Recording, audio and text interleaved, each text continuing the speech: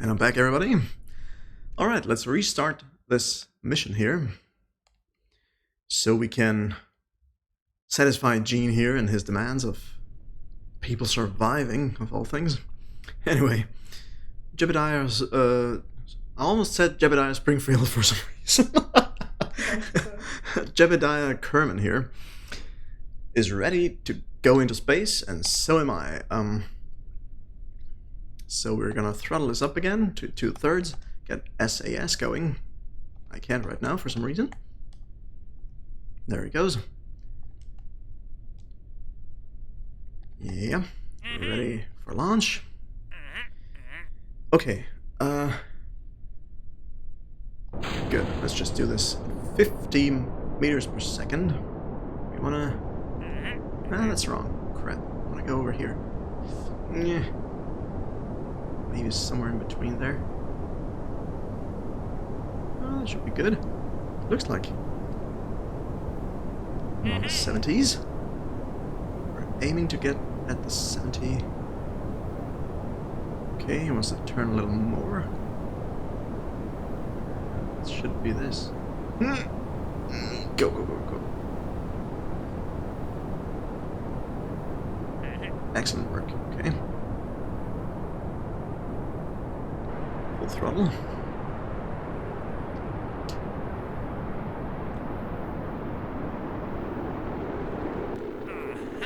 Okay, great work. I'm gonna read this again just so I don't miss any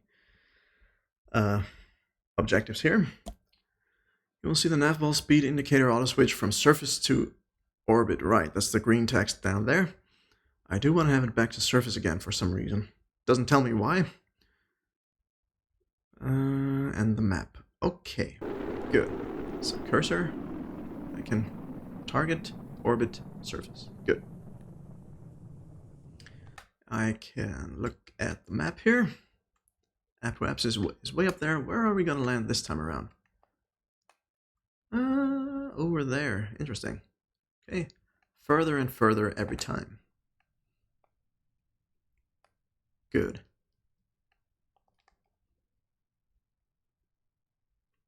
So it has indeed auto switch to orbit, so we can go back to surface. Oh, sorry about this. Now that we are coasting our way to the apoapsis, we've got a little time to chat. Once we clear the atmosphere, we'll go over what you can do in space. Good.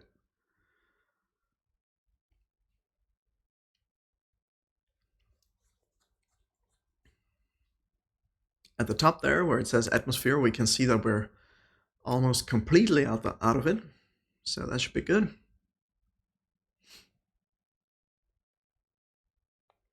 I'm zooming it preemptively because I want to do that. Okay. We can do a spacewalk, yes. We can carry devices. Or our science experiments. Let's do that now. Observe mystery goo. What does it tell us? Transmitting this experiment will render this module inoperable. Okay. Let's not do that. Let's store it. And let's do this side as well. Keep the data. Good.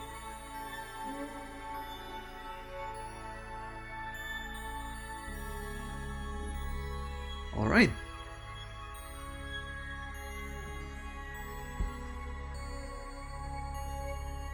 Coasting along nicely.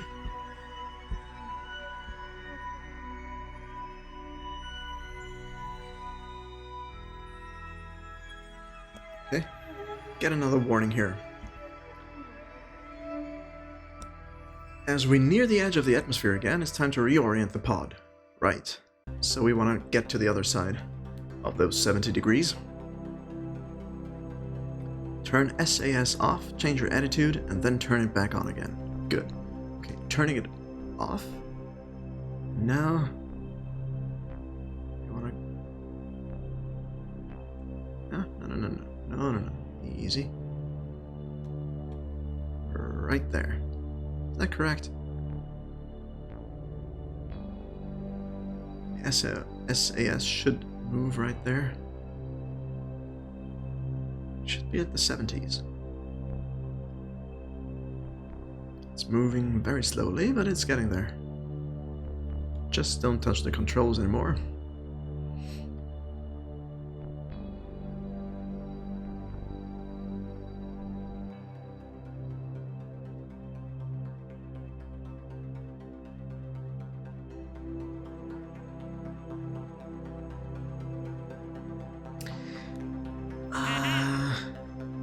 Nice, now hold steady, okay. Well, he did it on the other axis. We did it on this axis, apparently. I should have used the pitch instead of the yaw. Or other way around. Should have used the yaw instead of the pitch, but we did it and we're getting there, so should be good, I hope. Now it's time to get rid of the booster. There it goes. You are now re-entering Kerbal's atmosphere. Make sure to keep all hands inside. Yes, yes, yes.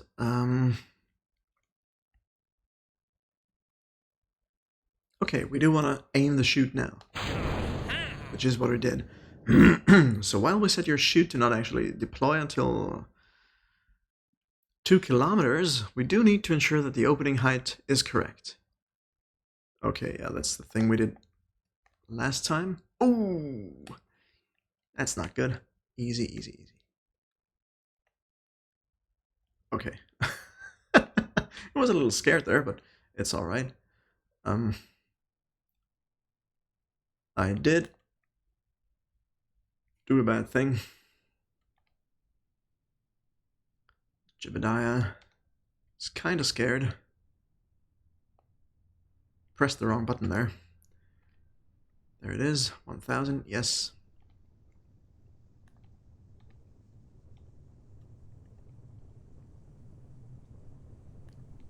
Can I please get away from this? Thank you.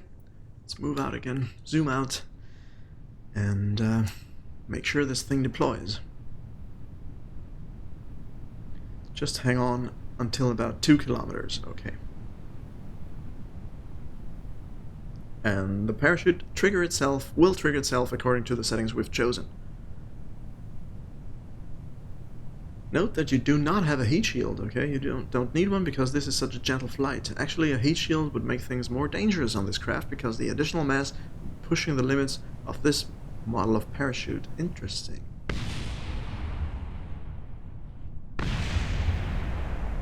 Ah, I know what's exploding. It must be the booster, right? Somewhere.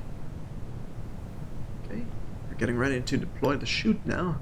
Should be any second. There it goes.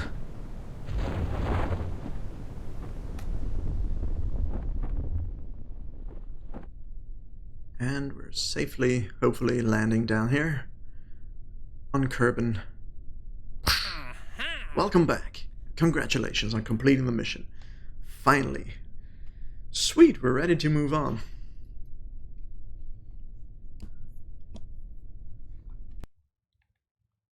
End scenario. Alright everybody, that's good.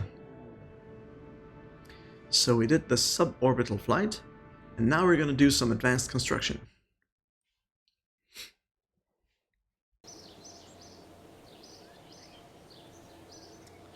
Okay, just zooming into my screen here again so I can read this. Welcome to the third and final tutorial about construction, the advanced construction tutorial.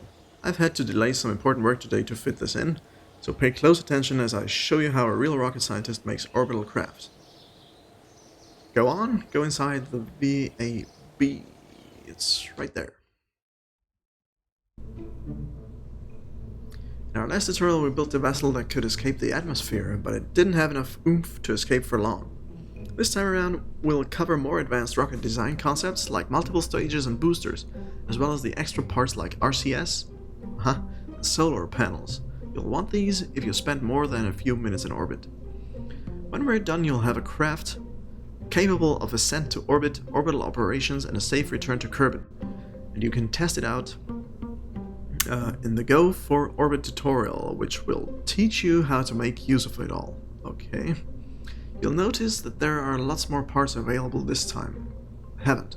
That's because an orbit-capable craft is much more complex than that little puddle jumper I showed you how to make last time.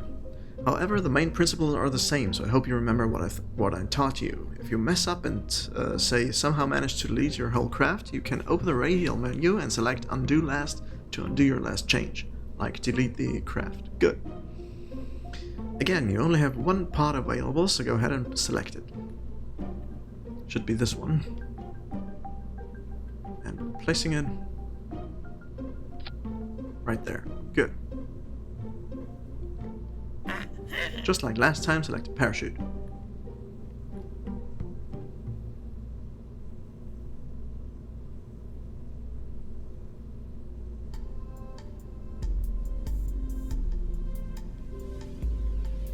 Utility parachute goes on top. Yeah.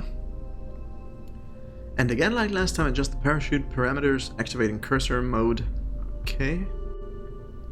Okay, pressure should be 0.75, which is all the way there.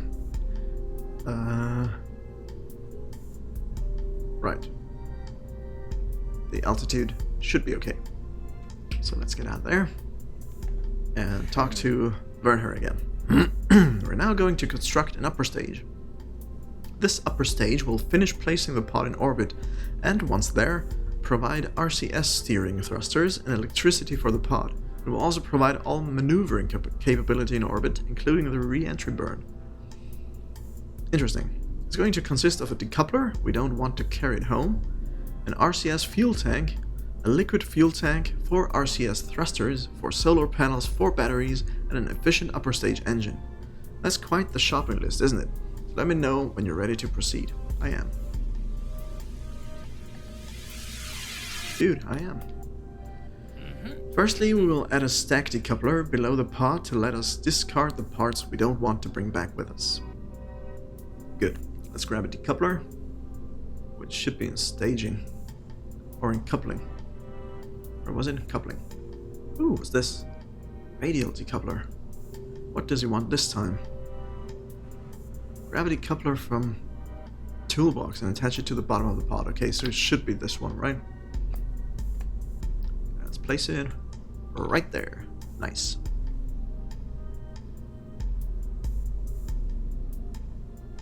Okay, so I can use the arrow keys to rotate them. Aha, interesting. So now the arrows are pointing upwards. Now the arrows are pointing down. We want them to point upwards, like we had at the default, so that's good. Next, we'll add an RCS tank. RCS stands for Reaction Control System, and this fuel will help us with fine maneuvers. Okay, I guess that's the white stuff coming out of craft in space you see in the movies when they roll, pitch, and yaw and whatever. So that's interesting. Let's go to the tanks. Where are the tanks? Fuel tanks? RCS fuel tank, fuel tank, fuel tank. So we want this one, and we're gonna place it right there. Your craft is not going to need all the mono propellant in the tank, so to have some weight, change to cursor mode and press that thing. Yeah. 100 units. Easy. I wish that was a little easier to do that. It's not. 69. Can I enter this manually? What is this? Can't. It's poopy. Oh, come on. Can only do 108.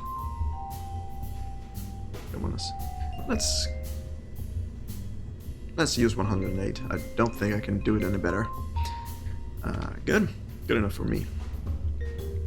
Monopropellant is called that because while large rocket engines use 2 propellants, fuel and oxidizer, RCS uses a single propellant. RCS is generally less efficient, but is good for small velocity changes in any direction. Rather than just forwards, like the main engines do, it can be used to rotate the craft as well as move it. Aha, it won't let me advance unless I get the exact 108. That's poopy.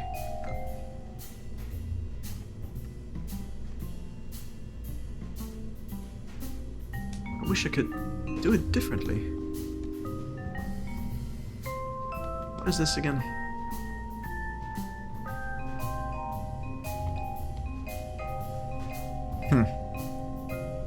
Maybe 69 will do what he wants. Okay. We'll be adding multiple liquid fuel tanks in the stage to get the right amount for the upper stage engine. And we need an extra tank to offset the weight of the RCS. Interesting. So add a tiny rocket propellant tank. Should be this one. Yeah. And then add a medium one. Let's read that again. We'll be adding multiple liquid fuel tanks in the stage to get the right amount for the upper stage engine. That's coming later, I guess. And we need an extra tank to offset the weight of the RCS. Why? I don't know. I'm not privy to know that, apparently. Nope. He does want the bigger one too, so let's go down there and add it. Lastly, for the main parts of this upper stage, we'll add an engine. The Terria engine produces almost no thrust at sea level air pressure, but is highly efficient in space, and above 20 kilometers, where the atmosphere is thin enough to not interfere with the exhaust. This makes it a good choice for an upper stage, since the engine will not be active until the rocket has reached the conditions where this kind of engine works well. If you select the wrong engine, you can always throw it away. Okay, we need the LV909 Terria. Where are the engines? Terria, that's the one.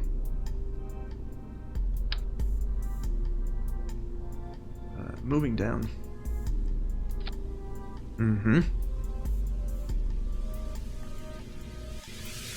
Nicely done. That's a pretty well assembled upper stage, if I do say so myself. It'll get you to orbit if you put enough rocket under it. While we have this reasonably simple vessel here, let's explore one of the other useful tools we have available. To make sure that your ship flies controllably, some parts need to be placed carefully around a point inside the ship called the center of mass.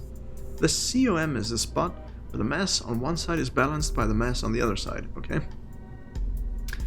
Thrust applied through the COM will cause the ship to move without unwanted rotation, while thrusts properly applied around the COM will cause the ship to rotate without moving. Okay. This makes the COM such a useful and important thing that we added a tool so the assembly building can show it to you with a marker. Let's have a look at how that indicator works here. Open the radial menu. Nope. Radial menu. Select toggle overlays. And we'll have a play. Then center of mass overlay. Okay. Here's a picture of it with the indicator highlighted. So that's down there, but we already have it up here now.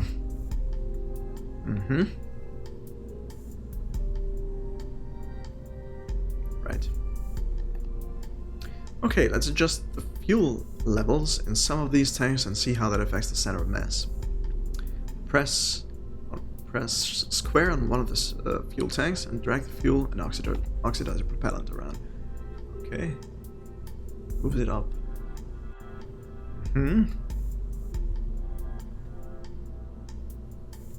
Of course. Because this is empty then and the weight moves up to the upper stages.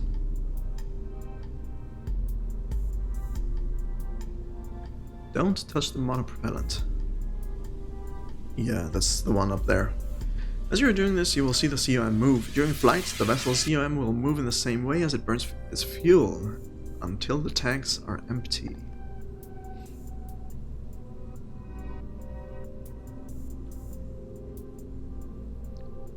Should I move it all the way down? Oh, okay. Fuel and oxidizer all the way down to 0.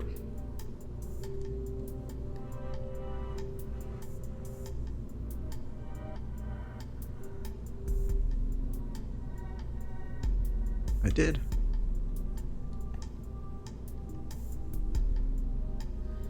Press on one of the fuel tanks and drag the fuel and oxidizer propellant levels down to 0, which they are.